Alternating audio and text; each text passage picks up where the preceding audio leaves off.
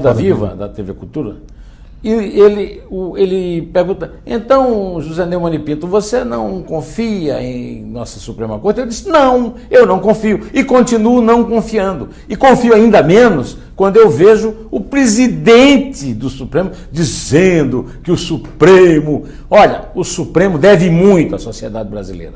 O Supremo é um freio às tentativas de combater a corrupção no Brasil. O presidente do Supremo, Toffoli, deve à sociedade brasileira o Zé Disseu, bandido, condenado a 30 anos e meio de cadeia, solto por decisão dele, com a aprovação do seu Gilmar Mendes e do seu Ricardo Lewandowski. A sociedade brasileira deve o vexame que foi a participação da Dilma na campanha eleitoral. Ficou em terceiro lugar em Minas, o estado natal dela, para senador, e só disputou porque Ricardo Lewandowski, que foi presidente do Supremo, no exercício da presidência, na reunião do impeachment dela, rasurou a Constituição. Um presidente do Supremo que rasura a Constituição desmoraliza muito mais o Supremo do que uma opinião imbecil e imatura de um deputado qualquer, seja ele filho de quem for.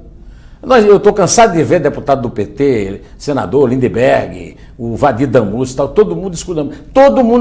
E se o deputado usou isso numa palestra, é porque é popular.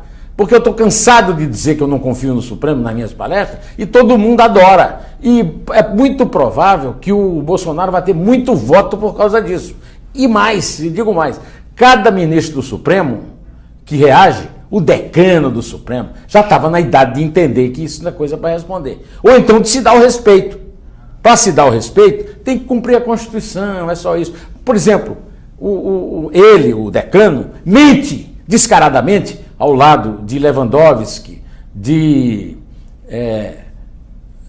Toffoli e de Gilmar Mendes e de Marco Aurélio Mello, dizendo que existe um dispositivo na Constituição que proíbe autorizar cumprimento de pena antes do trânsito em julgado.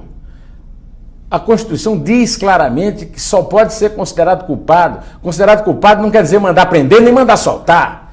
Ou o dicionário, o ministro, então, o decano, que está aí chorando, as dores, as pitangas, então que me venha explicar o que é isso. Por que é que ele se acha no direito de reescrever a Constituição, como um ex-presidente do Supremo, Nelson Jobim, confessou que fazia lá na Constituinte.